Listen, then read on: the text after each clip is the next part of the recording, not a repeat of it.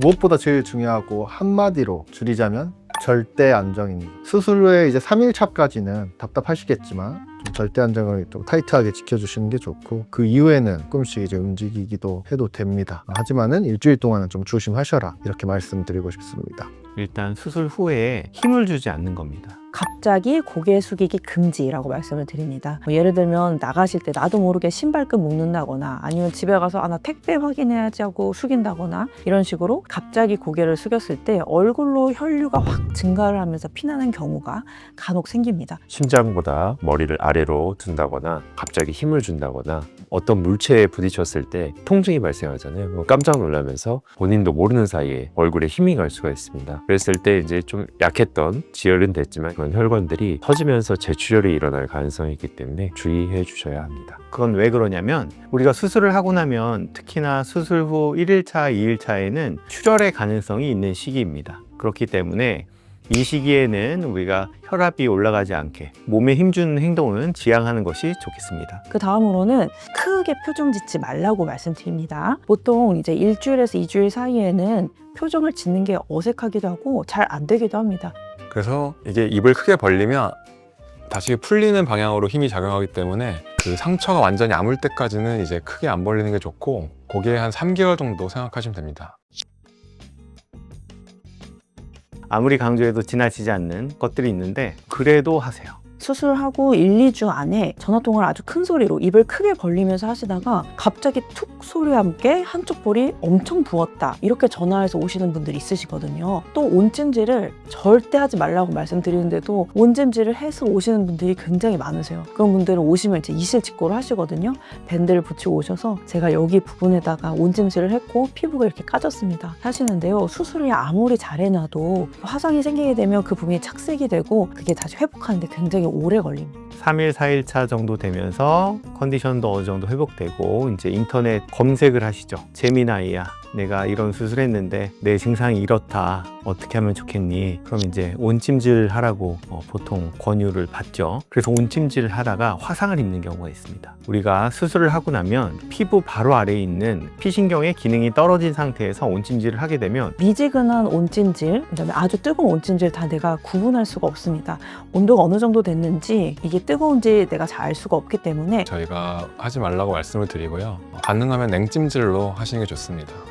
박리를 하게 되면 조직으로 가는 혈관들이 일부 손상이 될 수밖에 없거든요. 그래서 그 혈액순환이 일시적으로 떨어지기 때문에 그 상황에서 가장 치명적인 게 이제 흡연입니다. 근데 최소 제가 진짜 정말 최소 한 일주일은 끊으라고 말씀드리거든요. 담배가 안 좋은 게 안에 있는 니코틴 때문에 그 아주 작은 혈관들이 수축을 해가지고 혈액 순환이 많이 떨어져요. 또 피부를 드는 덩어리를 피판이라고 그러는데, 이제 이 피판의 끝부분 괴사되거나 그런 경우가 있을 수가 있고, 그래서 마찬가지로 뭐 니코틴 패치나 니코틴 껌 이런 것도 안 하시는 게 좋습니다. 일단 뭐 국내 환자라기보다 해외 환자들에 해당이 되는 것 같은데, 쇼핑을 하시는 분들이 있어요. 보통 이제 피주머니가 있으면 좀 절대 안정을 취하시고 숙소에 계셔야 되는데 시간이 없다 보니까 뭐 쇼핑까지 같이 피주머니를 찬 채로 다니시는 분들이 있더라고요. 그렇게 되면은 본인이 모르는 사이에 왔다 갔다 하면서 어떤 사고의 위험성이 커지기 때문에 그거는 꼭 자제해 주시길 바라겠습니다. 아예 쇼핑은 이틀은 금지하시고요.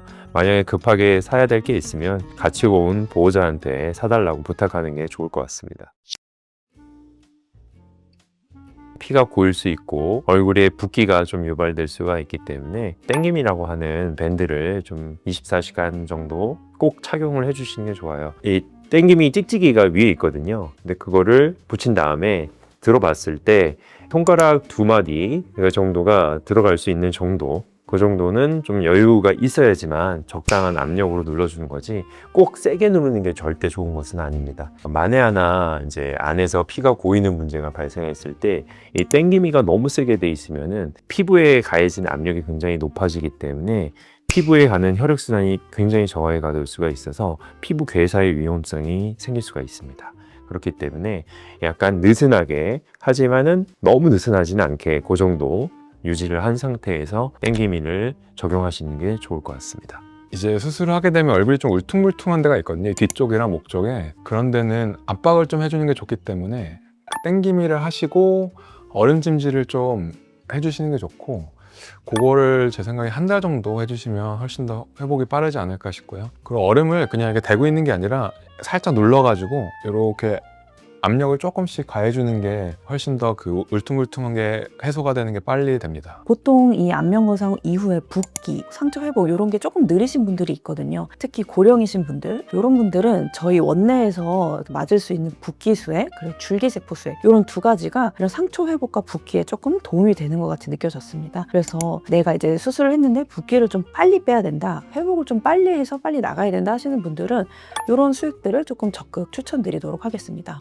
박리를 하게 되면 이제 감각신경들이 손상이 일어나게 되면서 감각이 떨어져요. 특히 이 귀 쪽과 이 목 쪽 피부에 이제 감각이 떨어지게 되는데 조금 도움될 수 있는 게 있어요. 비타민 B입니다. 비타민 B 중에서도 B6와 12 신경 회복에 이제 도움이 되거든요. 보통 멀티비타민 B로 이제 많이들 시중에서 이제 팔 수 있고 뭐 쿠팡에서도 쉽게 살 수 있습니다. 그래서 그 비타민 B군을 좀 드시게 되면은 안면거상 후에 이제 피할 수 없는 감각 저하를 조금이라도 더 빨리 회복할 수 있기 때문에 그거를 좀 회복 기간의 꿀팁으로 소개를 드리고 싶습니다. 일단은 우리가 결국은 안면거상이라는 거는 한 달 이후에 흉살이 많이 생기고 그 흉살이 풀리는 과정에서 어떻게 보면 시간과의 싸움입니다. 흉살이 잘 풀어지고 흉살이 풀어지는 동안에 어떤 피부의 이상 감각이나 감각이 불편하신 것들을 잘 관리하시는 게 좋은데요. 가정용 고주파 기계를 이용해서 고주파를